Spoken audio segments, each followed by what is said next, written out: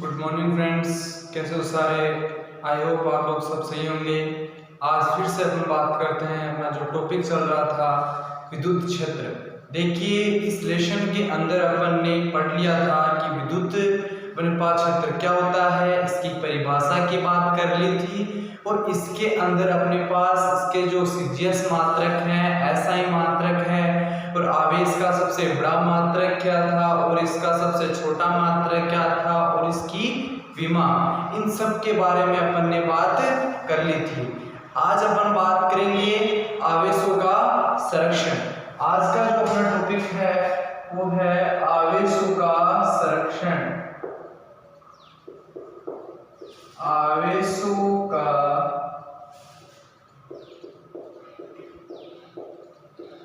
संरक्षण।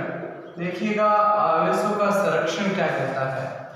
आवेशों का संरक्षण का तात्पर्य है कि जो आवेश है वो ना तो अपन देखिए ये एक राशि है जिसको अपन ना तो उत्पन्न कर सकते हैं और ना ही इसको नष्ट कर सकते हैं। इसको अपन क्या कर सकते हैं कि केवल एक रूप से दूसरे रूप में इसको परिवर्तन अपन कर सकते हैं। यानी कि जो आवेश की प्रक्रिया के अंदर जो आवेश है ये हमेशा संरक्षित रहता है। इसको अपन नष्ट भी नहीं कर सकते, नहीं इसको उत्पन्न कर सकते हैं। आवेश है, इसको आप पॉजिटिव से नेगेटिव में ट्रांसफर कर सकते हो या नेगेटिव से पॉजिटिव में ट्रांसफर कर सकते हो। इसको आप खुद नहीं बना सकते। तो आवेशन की जो संरक्षण है इसमें है कि आवेश हमेशा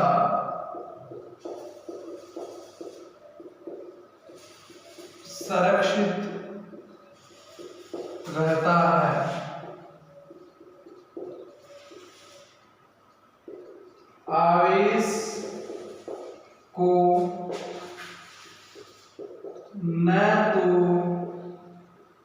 उत्पन्न किया जा सकता है और ना ही नष्ट किया जा सकता है।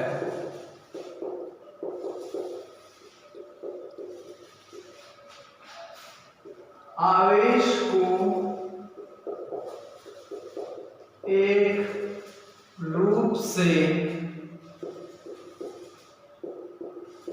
दूसरे रूप में परिवर्तन किया जा सकता है। यानी कि जो आवेश की प्रक्रिया है इसके अंदर आपने देखा होगा कि इसको अपन ना उत्पन्न किया और नहीं इसको अपन ने बनाया। इसको अपन ने क्या किया कि एक रूप से दूसरे रूप में परिवर्तन कर दिया, स्थानांतरण कर दिया। यानी कि अपने पास एक कांच की छड़ थी, एक अपने पास एबोनाइट की छड़ थी या बिल्ली की खाल थी। जब दोनों के मध्य अपन ने क्या करवाया, क्रॉस करवाया, घर्षण करवाया दोनों के मध्य, तो एक हीट निकली, एक उष्मा निकली। वो उष्मा क्या थी, अपने पास समान परिणाम की थी, लेकिन उसके अंदर क्या थे, आवेश परिवर्तन हो रहे थे। यानी कि किसी भी चीज के मध्य आप घर्षण करवाओगे तो वो हमेशा क्या होगी, उसके अंदर जो आवेश है वो स्थानांतरित होंगे। जैसे अपने पास ये कोई रेशम का टुकड़ा है जिस पे आपने नेगेटिव चार्ज दिया हुआ है, ठीक है। ये अपने पास क्या है, रेशम का टुकड़ा, रेशम, ठीक है। इसके ऊपर आपके पास नेगेटिव चार्ज है और ऐसे ही अपने पास ये कोई कांच का टुकड़ा है, प्लेट है, जिसपे अपने पास क्या है, पॉजिटिव चार्ज है। क्या है, पॉजिटिव चार्ज। अब अपन क्या करते हैं कि इन दोनों के मध्य आप घर्षण करवाते हो तो क्या होती है, इलेक्ट्रॉन ट्रांसफर होने लगते हैं। इलेक्ट्रॉन ट्रांसफर होगा तो आपने न तो इस उष्मा को बनाया है, न ही आप इसको नष्ट कर सकते हो।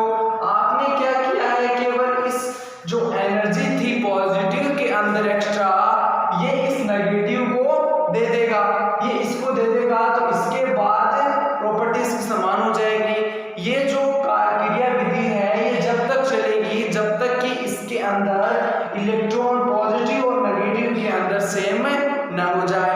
इसके बाद में अपने पास कि आवेश क्वांटीकरण राशि क्या होती है। देखिए क्वांटीकृत राशि,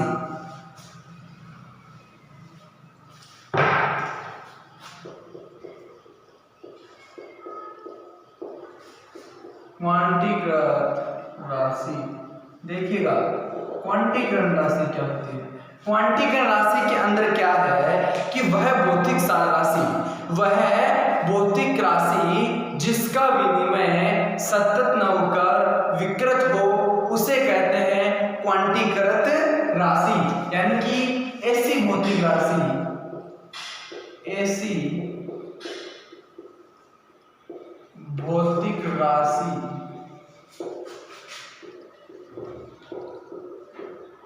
जिसका विनिमय सतत न होकर विकृत होता है,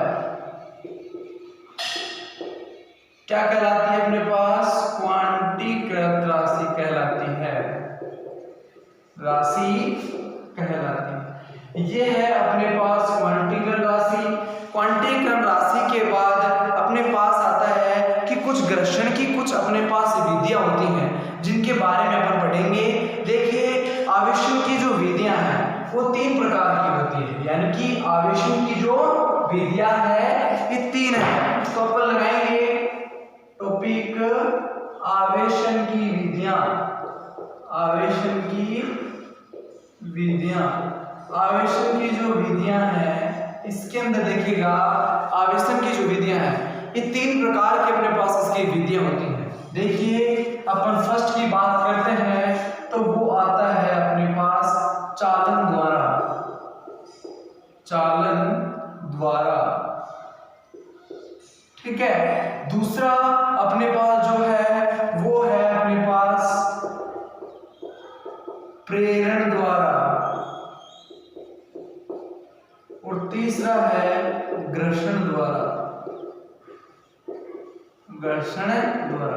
यानी कि 3 प्रकार से अपन क्या कर सकते हैं कि जो आवेश है इसको अपन उत्पन्न कर सकते हैं, उससे हीट निकाल सकते हैं, उसके अंदर जैसे जो इलेक्ट्रॉन्स, एक्स्ट्रा जो इलेक्ट्रॉन्स है वो अपन एक वस्तु से दूसरी वस्तु के अंदर ट्रांसफर कर सकते हैं। तो देखिए इसके अंदर फर्स्ट है चालन द्वारा, दूसरा प्रेरण द्वारा और तीसरा है घर्षण द्वारा। देखिए बात करते हैं पहले घर्षण द्वारा कैसे, यानी कि आप ऐसी 2 वस्तुएं लेंगे, आप ऐसी 2 वस्तुएं जिनके मध्य एक पॉजिटिव हो एक नेगेटिव हो, यानी कि एक एबोनाइट की छड़ ले लीजिएगा, दूसरी अपने पास एक कोई बिल्ली की खाल या अपने पास कांच की कोई छड़ ले लीजिएगा। इन दोनों के मध्य जब आप घर्षण करोगे तो इसके अंदर जो इलेक्ट्रॉन है वो अपने पास क्या होंगे, वस्तु से एक वस्तु से दूसरी वस्तु के अंदर ट्रांसफर होंगे। ये जब तक होंगे जब तक कि दोनों के अंदर जो इलेक्ट्रॉन्स है वो समान हो जाए। देखिएगा कि जब 2 वस्तुओं के अंदर घर्षण करवाया जाता है तो इनके मध्य उष्मा निकलती है, ये उष्मा एक वस्तु से दूसरी आवेशित वस्तु के अंदर जाती है, यानी कि अपने पास परित्याग करती है। यानी कि ऐसी वस्तु जो इलेक्ट्रॉन देती है वो क्या करेगी, इलेक्ट्रॉन का परित्याग करेगी, और ऐसी वस्तु जो इलेक्ट्रॉन ग्रहण करेगी वो इलेक्ट्रॉनों का परित्याग नहीं करती है। ये है घर्षण द्वारा। अब बात आती है प्रेरण द्वारा कैसे। प्रेरण द्वारा आवेशन की प्रक्रिया के अंदर क्या होता है कि इसके अंदर अपने पास जो भी आवेश है वो बिना टच किए वस्तु को, यानी कि चालन द्वारा जो अपन आवेशन करवा रहे थे उसमें 2 वस्तुओं को अपन स्पर्श करवा रहे थे, रगड़वा रहे थे ताकि इसके अंदर से हीट निकले। लेकिन प्रेरण द्वारा आवेशन की प्रक्रिया के अंदर क्या था कि अपने पास दोनों वस्तुओं को बिना टच किए, यानी कि घर्षण नहीं करवाना है आपके बारे, बिना टच किए इसके अंदर इस वस्तु में अपने पास क्या करना है, इलेक्ट्रॉन ट्रांसफर करवाने हैं बिना टच किए। एक होता है घर्षण द्वारा। घर्षण द्वारा अपने पास यानी कि चालन द्वारा बचा है। देखिएगा चालन द्वारा कैसे, यानी कि इसके अंदर अपने पास क्या होता है कि 2 वस्तुओं को स्पर्श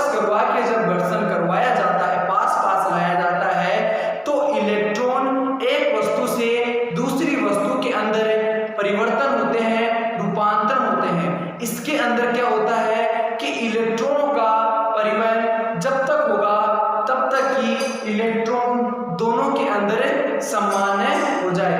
तो ये है अपने पास चालन द्वारा आवेशन, प्रेरण द्वारा आवेशन और घर्षण द्वारा आवेशन। तो देखिए अपने पास आता है फर्स्ट चालन द्वारा, पहली बात करते हैं अपन घर्षण द्वारा। घर्षण द्वारा आवेशन, देखिएगा घर्षण द्वारा कैसे, यानी कि आवेश की प्रक्रिया में कि जब किसी आवेशित वस्तु के मध्य घर्षण करवाया जाता है तो उसमें से ऊष्मा निकलती है और इलेक्ट्रॉनों का प्रवाह है। इलेक्ट्रॉन का प्रवाह है एक वस्तु से दूसरी वस्तु में होता है। ठीक है, इसके अंदर क्या होता है कि अपने पास इलेक्ट्रॉन क्या करेगी, ऊष्मा ग्रहण करेगा, यानी कि दूसरी वस्तु में जाते हैं और इलेक्ट्रॉन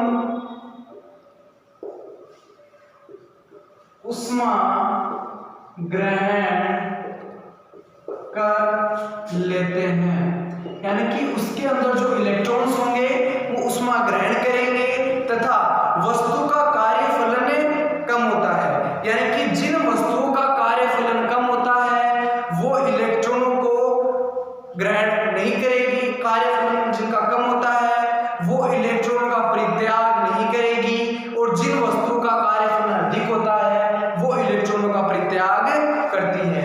यानी कि जिन वस्तुओं का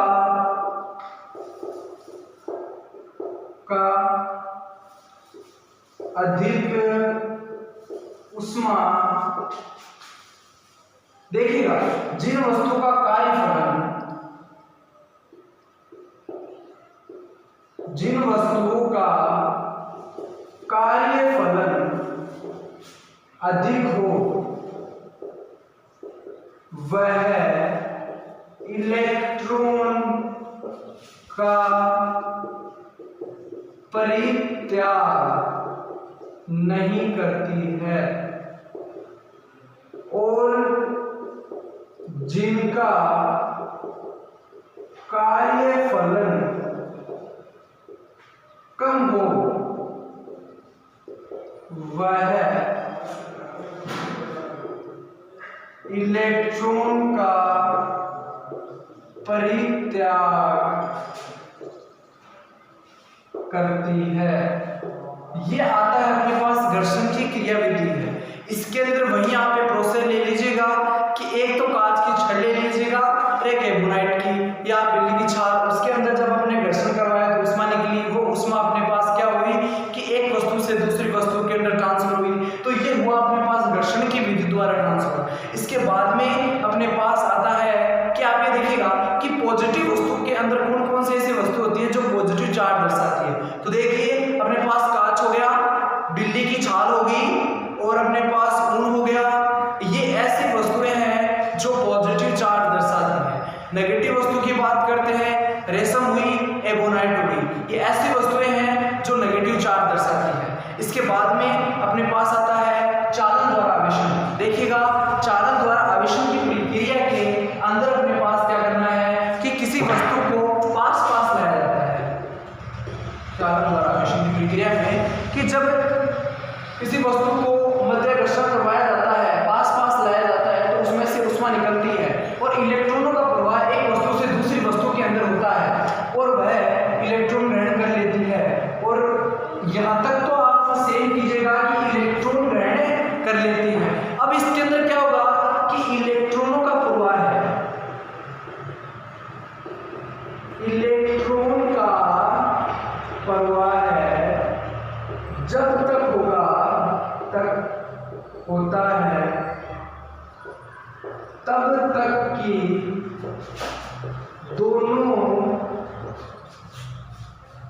आवेशों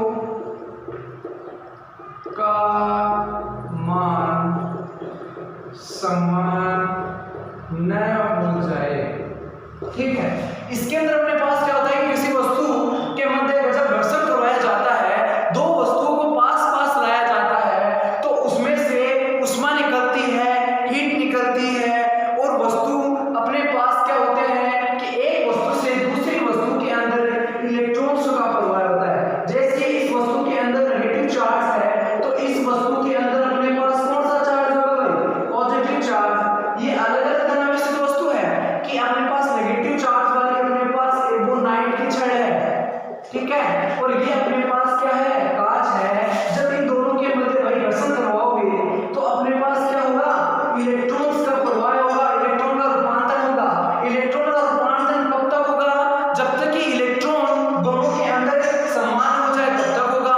ये है अपने पास चालन द्वारा आवेशन। इसके बाद में अपने पास प्रेरण द्वारा आवेशन। प्रेरण द्वारा आवेशन की प्रक्रिया के अंदर क्या होता है कि अपने पास एक धनावेशित गोला लिया जाता है। फर्स्ट एक एक्सपेरिमेंट की सहायता से इसको समझेंगे कि अपने पास है प्रेरण द्वारा आवेशन की प्रक्रिया के अंदर देखिएगा कि इसके अंदर अपने पास एक गोला है। ये अपने पास क्या है? एक धनावेशित गोला है। इस धनावेशित गोले को एक उचालक स्टैंड पे रखा जाता है। ये देखिएगा, ये अपने पास स्टैंड है और ये अपने पास गोला है, ठीक है। अब अपने को क्या करना है कि इस गोले के पास एक ऋणावेशित वस्तु लानी है। तो अपन क्या करेंगे कि ये गोला हो गया, इसके बाहर की और अंदर की ओर अपने पास पॉजिटिव चार्ज है। अब अपन क्या करेंगे, ये उचालक स्टैंड के ऊपर है, ये स्टैंड है।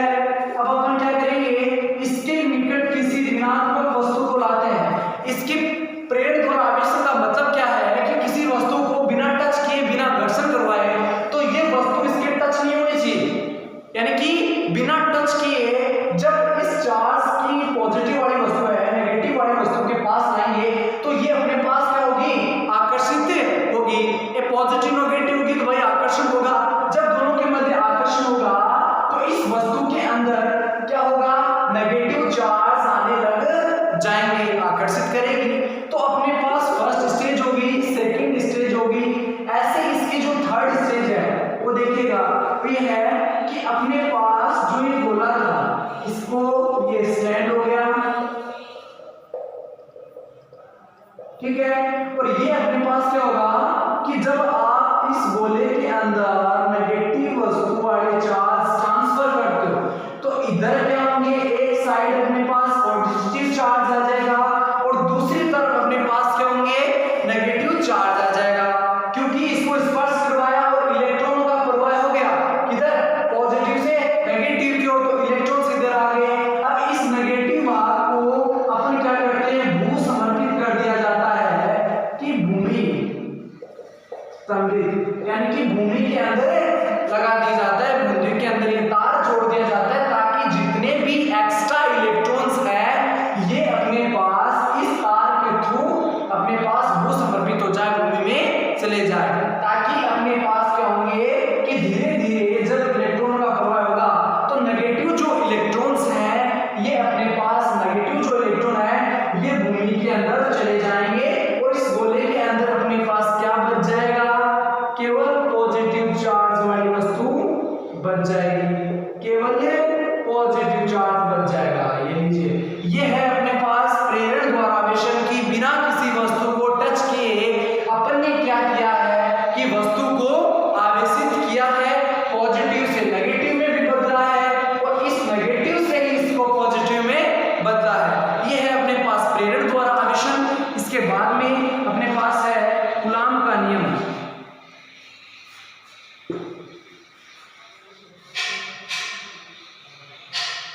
इससे पहले कूलाम के नियम से पहले एक टॉपिक और देखिएगा, वो आता है विद्युतदर्शी।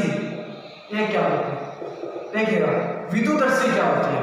विद्युतदर्शी है ये अपने पास एक कांच का पात्र होता है। इस पात्र के अंदर अपने पास एक धात्विक छड़ लगाई जाती है और उस छड़ के नीचे दो सोने की पतली पन्नियां लगा दी जाती है और जो कांच का पात्र है इसके ऊपर का सिरा है इसको इसको ढकने के लिए एक डिस्क लगा दी जाती है और इस डिस्क के ऊपर जो धात्विक छड़ निकल रही थी उस पे अपन एक धात्विक क्या लगा देंगे, कॉर्क लगा देंगे और एक धात्विक छड़ लाएंगे नेगेटिव चार्ज वाली।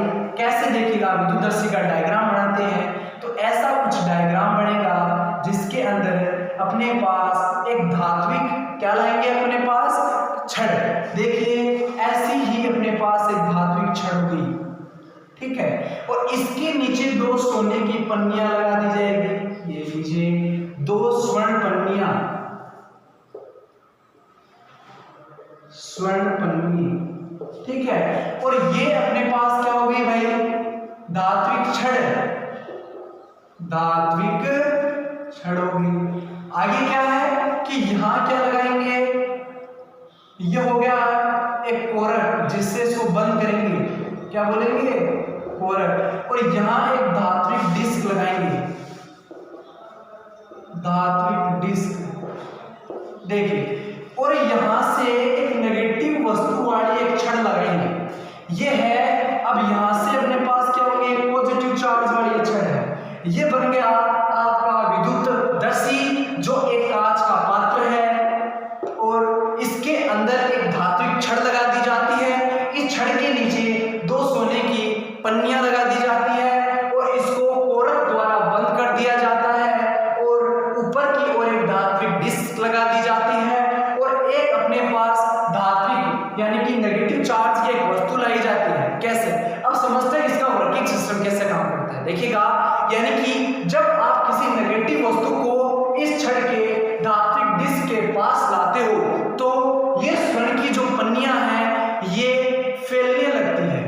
क्या होने लगती है, फैल जाएगी। यानी कि जब आप इस वस्तु को यूं पास लाओगे तो ये जो सोने की पन्नियां हैं ये उससे टूट जाएगी और जब आप इसको दूर लेके जाओगे तो ये अपने पास क्या होंगी, फैल जाएगी, फैलेगी, सिकुड़ेगी। यानी कि पास लाओगे तो क्या होगी, सिकुड़ेगी, और दूर ले जाओगे तो फैलेगी, सिकुड़ेगी, फैलेगी। तो ऐसी जो प्रोसेस है ये विद्युतदर्शी के अंदर होती है। इसके बाद में अपने पास आता है लास्ट जो आज का टॉपिक है वो है कूलाम का नियम।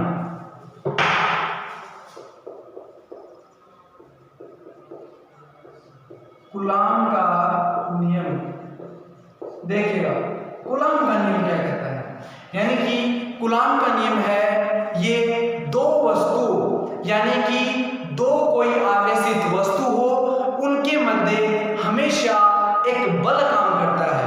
वह बल उसका जो परिणाम है उस परिणाम के गुणनफल के समानुपाती होता है और उनके मध्य की जो दूरी है उसके व्युत्क्रमानुपाती होता है। यह है अपने पास कूलाम का नियम, यानी कि कूलाम का नियम दो आवेशित वस्तुओं के मध्य एक बल काम करता है, वह बल परिणाम के गुणनफल के समानुपाती होता है, समानुपाती होता है और दूरी के व्युत्क्रमानुपाती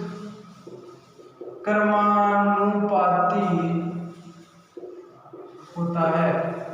ये अपने पास क्या है, कूलाम का नियम। दो वस्तुएं हैं, देखिएगा कैसे समझेंगे इस प्रोसेस को कि दो आवेशित वस्तुएं हैं, यानी कि एक तो Q1 आवेशित वस्तु ये होगी, एक अपन आवेशित वस्तु की बात करते हैं।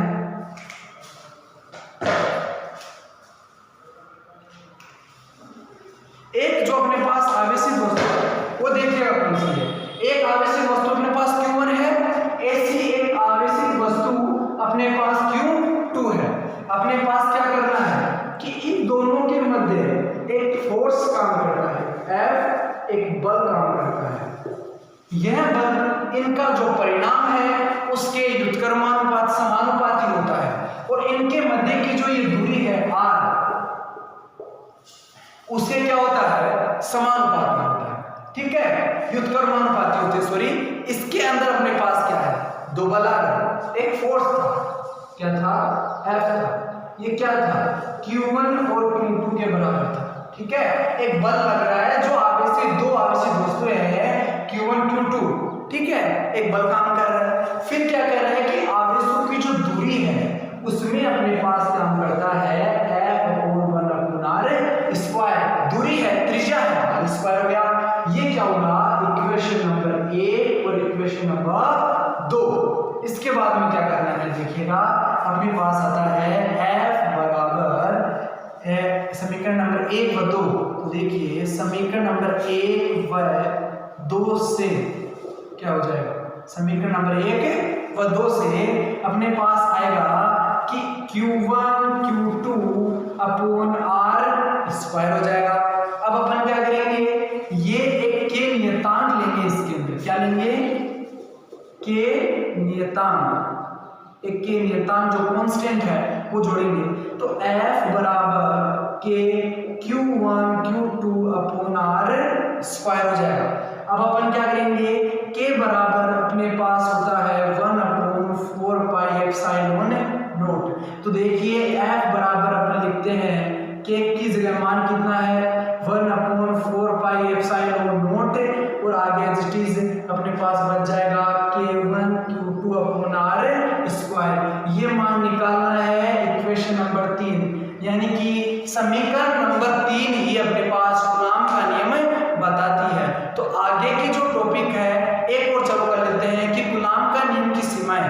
कूलॉम का जो नियम है ये 10 की घात जो 15 है उससे अधिक की दूरियों के लिए काम करता है, और कूलॉम का नियम 10 की घात जो पावर 15 है उसके नीचे की दूरियों के लिए कूलॉम का नियम काम नहीं करता। और कूलॉम का नियम है वो केवल एक बिंदुवत वस्तु के लिए ही काम करता है, इसके अलावा कूलॉम का नियम काम नहीं करता है। और कूलॉम का नियम है ये गतिशील वस्तु के लिए काम नहीं करता, ये अपने पास स्थिर वस्तु के लिए ही काम करता है। आज के लिए इतना ही, थैंक यू।